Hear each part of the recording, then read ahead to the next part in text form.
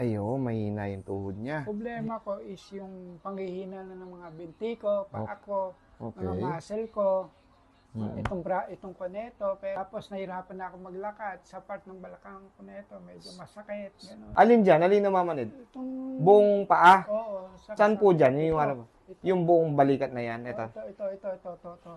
Yan po yung sumasakit. Okay. Pwede po ba kayong tumayo para makita natin? Kaya mo ba? Dahan-dahan ha, pag hindi mo kaya, baka matumba ka. Oo, ayun o, kita mo. Nanginginig na nga. Oo. Ayan. Sige, try niyo pong tumayo. Pag ano po, aalalayan ka naman eh.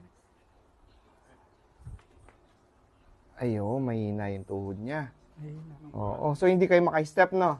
Hindi. Hindi kaya, no? Dati kaya ko. Oo. Dito lang, biglang nagbago nga. Sige, upo po kayo.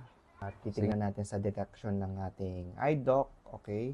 Medical device. So, dito, lalagay ko siya sa 10 minutes para makita natin, i-detect natin kung ano yung pinaka-health issue niya, no? Ayun, dito. Ito. So, may problem na medyo mahina. Yun. Sa una lang yan, sir. Okay. Titiisin mo yan, sir. Ayan, na ano siya. Napatawa siya. So, yan po, para po yan sa balakang mo. No?